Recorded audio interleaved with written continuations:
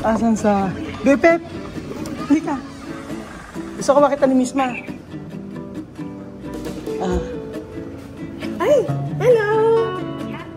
Hello! Mamimiss kita. Kamusta ka? Alima, gusto mo pang bumalik dito sa Pilipinas? Oh, si Sophie. Sophie, babalik ka ba sa Pilipinas? Buenas tardes. Hola, buenos días, buenos días. Buenos días. ¿Cómo estás? Está muy bien. Está gordo. Gordo. Cuyero está gordo. Mira, la niña aún está gordo, mucho comer. ¿Cómo estás, Sophie? Good morning. Good morning. Good morning. Good morning. Good morning. Good morning, Miss Ma. Where's Vivian? Hi, Vivian. Good morning. Where is Amir? Amir getting to go school is there. Huh? Amir is there. Oh. Sa room. Yes. You, kumusta ka? Mabuti. Ito, mataba pa din. Ganun pa din, mataba. Yo. Como gordo como Bill, mira.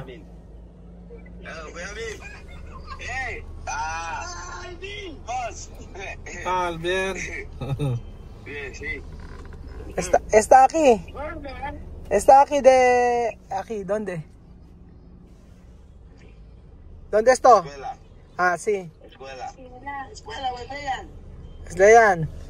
Así. Está aquí de Wesleyan. Para. Preguntar a Ma'am Leila. Ha dicho a Ma'am Leila. Ma'am Leila está en la clase hoy. 2 a 4 meses. Ella no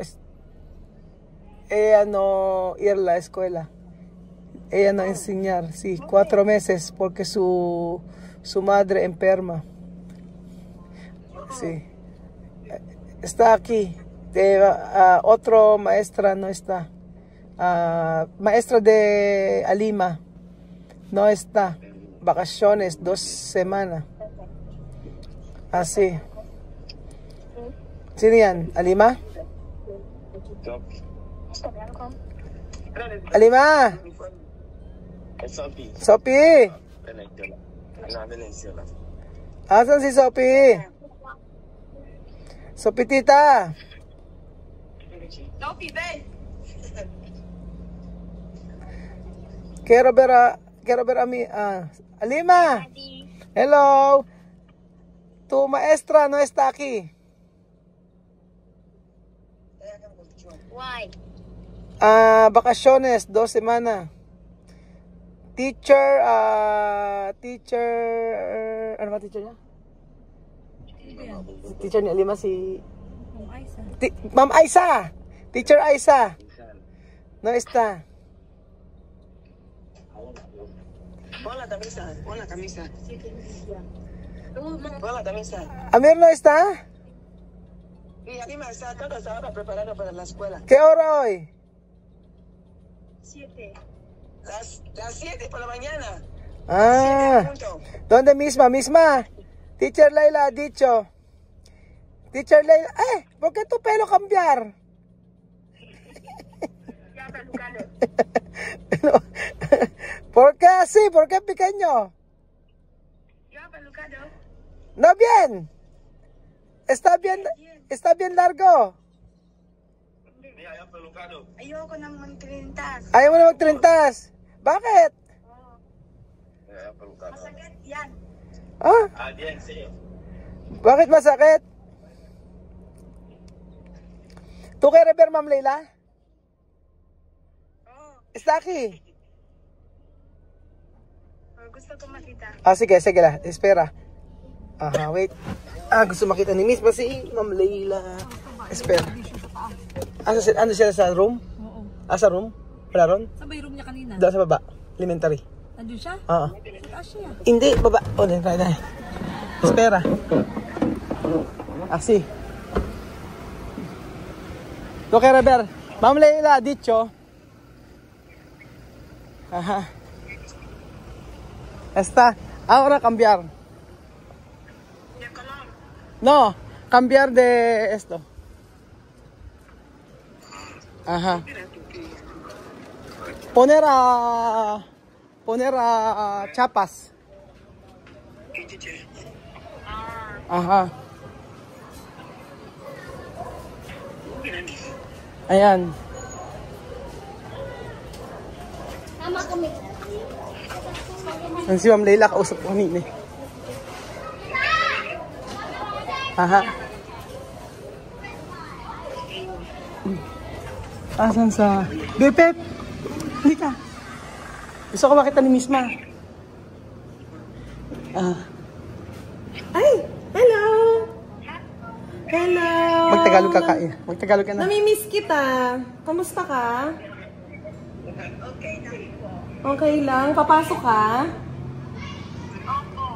Oo. Huwag mo kakalimutan mismo magtagalog, ha? Hi, Sophie! Kamusta? Ha? Tagalogin mo natin. Mag-aral mabuti. Hello, Alima! Oy! Ba, mag-aaral pong mabuti, ha? Huwag niyo kakalimutan yung mga tinuro dito sa Pilipinas. Ha? Opo. Sabihin, opo. Huwag niyo kakalimutan yung po at opo. Ha? Sa Wesleyan? Opo. Balik ka na. Ha? Babalik ka na dito sa Wesleyan? Opo. Sige, mag-aral mabuti, ha? Gusto nang bumalik? Babalik. Mag-aral munang mabuti dyan, tapos babalik dito para ituloy yung pag-aaral. Okay? Hihintayin namin kayo. Tinan mo ba kung gusto bumalik? Gusto mo bang bumalik dito, Misma? Sila, sila Ba't parang Alima. malungkot naman si Misma? Baka naman, ayun. Alima, gusto mo pang bumalik dito sa Pilipinas? Oh, si Sophie. Sophie, babalik ka pa sa Pilipinas? Ay, ang galing naman. Ayan, very good. Huwag niyo kakalimutan yung mga tinuro dito, ha? Oh, Parang naman malungkot si Misma. hindi naman. Oh. Hindi, siguro namimiss niya. Ano na? Hindi naman daw po malungkot. Hindi malungkot. Oh, namimiss lang niya din sa Wesleyan. No. Ayan. Anong oras ba sa kanila? Maaga. Maaga pa. Nadaan lang kami, sabing gano'n, gusto raw niya ikaw makita. Magkikita ulit tayo, huwag ka nang mag-alala, huwag kang malulungkot. Ha? Mag-aral munang mabuti dyan sa Equatorial Guinea. Tapos pagbalik sa Pilipinas, teacher niyo ulit ako. Okay. Ang magiging teacher mo si si Alima. Teacher ka? Hindi, nagtuturo naman ako sa ibang grade level eh. Oo nga, maging teacher pa din. Ayan. Sige, ingat kayo sa pagpasok, ha? Okay. Ayan. Yes, chop mami. Oo, bigla ka nalungkot. BFF. Kasi di ba na sila, bago na Bago. At saka yung sa language ba? Nakita mo? Oo, parang feeling ko nga kaya sinasabi mo kanina na malungkot. Kasi parang naalala nila yung time na nagulat nga lang ako kasi ganito, nag-message siya sa akin. Hindi naman talaga ako tatawag. Si Chamame. Tapos, asan daw kami? Sabi ko nasa school. Tapos, tawag daw ako. Then tumawag na ako. Pagkatawag ko, ayun, nakusap ko na, isakto na sa school. Naalala ko nandito ako sa room. Kaya tinawagan kita. Yun, di nakita uli nila school nila, di ba? Sayang na din kasi, tinan mo, sana, na. Grade, tapos dapat grade, na naman yung isang taon halos grade 4 na si, nun. Grade 4 na si Misma dapat. Si Vivian, grade 5. Paano pag bumalik sila? Itutuloy lang nila, mag-grade 4 siguro dito. Grade 4 ulit dito. Sayang, isang taon. Sayang lang din yung isang taon. Pero, oo nga, sayang. Alam mo ba, na ano sila doon, di ba nag-aral sila dito ng isang taon? Pagbalik nila doon, ang level na nila advance ang tawag doon? Eh, tawag doon eh. Oo, nag-accelerate silang 2 taon. So, si Misma ay grade 3, grade 6. Grade 6 na siya doon. Si Alima, naging grade 2, grade 4. Si Sophie, grade 2 ata, ganun. Si Vivian, high school. Second year high school. Kasi parang itinuloy lang din nila. Iba din talaga yung ano nila dun eh, system. Oo, pero yung isang taon nila dito, di ba isang taon sila dito? Yung isang taon nila dito, malaki na itulong kasi nag-accelerate sila. Oo, Kumbaga marami level silang natutunan dito. Yun ang ano. Okay. Oo, di ba? So, hindi yung talagang ka-level nila doon, dahil mas marami silang natutunan dito, nakapasa sila sa acceleration. Oo. Kumbaga isipin mo si Bibian here grade 4, no? Second year high school. O, di ba? Ibig sabihin, maganda talaga yung turo sa school na to. Kasi nakita mo na sa isang taon lang. Pero kung nag-stay pa sila siguro isang taon dito, yung sa Tagalog nila, for sure iba na, no? Wala, hindi mo na sila siguro makakausap Tandang ng Spanish. Tagalog na talaga yun. Ang galing nga ng school na to eh. Di ba, binigyan niyo ako ng sabi niyo sa akin dati nang bago pumasok dito, 1 year lang, tatagalog na sila. Totoo nga, 1 year lang, tagalog na sila. 6 months nakaka-adapt na nun. Oo. So, nung 1 year, nagtatagalog. Mismo na mahiyain nga lang una. Oo. Akala natin, di ba, hindi pa siya ganun kasanay. Pero nung papaalis na, tsaka natin na-discover na, fluent na siya. Tagalog, Yun nga lang eh, di ba? Kasi hindi siya mapasalita, di ba?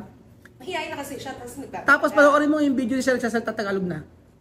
Hindi naman niya kinakalimutan. Hindi niya nakakalimutan. Pero kanina yung nakausap mo siya kanina, iba yung mukha Nag-iba nga niya. yung siguro naisip niya, parang kailan lang nandito siya, tapos biglang Oo. Parang ang bilis ng panahon eh, no? Ngayon, 2 years na. Next year, 2 years na. sayang nga eh. Sayang oo. Pero ganun talaga, may dapat matutunan yung bawat isa. Oo. Baka hindi pa talaga time para sa kanila talaga. Or baka Pero may reason behind yung sa lahat na nangyari, sa no? lahat ng nangyari.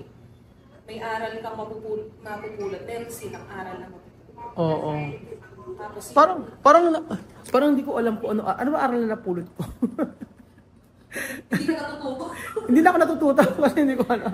Kasi hindi ka natututo. Hindi ko Magtuturoan tayo ngayon. Lesson 101. Kaya nga. Hindi, ngayon maano na ako yung parang hindi na mabigat sa kalooban ko. Nakikita ko nga. Hindi na mabigat yung hindi kagaya yung nandito sila na uuwi na sila mabigat sa akin sa pakiramdam. Pero ngayon nakakausap ko na sila ng ganyan lang, okay lang. Yung hindi ka masyadong parang tayo, di ba? Pagka sa school, respect kita, teacher kita, o Ma'am Layla, pero pag sa labas, BFF tawag ko. Ganon. Kung magaganon yung, parang ganon. So, para sila din, parang nang umalis sila dito, parang ang bigat-bigat ng pakiramdam ko. Nang umalis nung nandun sila sa EG, parang kahit kausapin ko sila, parang okay na. Yung parang, kung ano man yung mga issue before, tapos na, wala nang, hindi na, Naka-move on na. Oo, naka-move on na. Yun nga lang, pagka mapupunta ka rito, lalo pag may mga, dito, yung may mga activities. Ang dami mo lang iisip, panigurado. Oo. Ano yung sabi natin nung last year? Sabi natin, paghahandaan yung ganito. Oo, maghahandaan. Kasi lang nang si Isma nung rarampa, hindi natuloy. Oo, sayang yun. Maraming hindi naman Pwede nagawa. natin si Andrew, si Alima ang inilaban. Oo, si Alima. Kaya nga. Pwede si Sophie. Pwede si Amiro, kaya si Vivian. Oo nga. Pero ako, nakikita ko naman ngayon, di ba, pagpunta ni Joanna dito, tsaka ni Wesley, nakikita ko naman yung yung parang okay naman sa akin. Parang yung nag-hope sila na maging okay yung buhay nila dito. Para sa malaking opportunity kung nangyayari sa kanila. Mm. So, pagka, sabi nga nila, isang beses na kumakaroon yung oportunidad Oo. sa buhay. So, bakit niya makakawala kung ito yung iisip niya naman sa makakaganda sa buhay nilang pag-ibig. Tama. Kaya nga. So, ganun talaga ang buhay. Malay natin, the next time kung possible na makakauwi sila dito, mas magiging maganda yung takbo ng kwento. Baka maging maayos na. Ang kwento ng buhay nila. Kasi yun eh, yung kwento ng buhay nila, yun yung pinaka naabangan natin eh, kung makakatapos na, ano mangyayari sa buhay nila in the future. Yun po mga amigo. So masaya ako na nakausap naman ng mga bata si Ma'am Leila, na paborito nilang teacher. Ito nga teacher na ito ang hindi nagre-resign dahil sa mga bata na nagmamahal sa kanya. Ewan ko ba, parang ikaw ang nanay ng ano yata dito. Ikaw yata ang nanay ng mga bata rito lahat eh. Mula preschool hanggang si kay Kylie. May high school dumalo sa kanya. Yan, lahat siya love na love to ng mga estudyante. Tsaka sila Ma'am Aiza. Sila mga cool na teacher ng Wesleyan. Nauuwi na nga ako. Diyan ka na. Umalis bigla.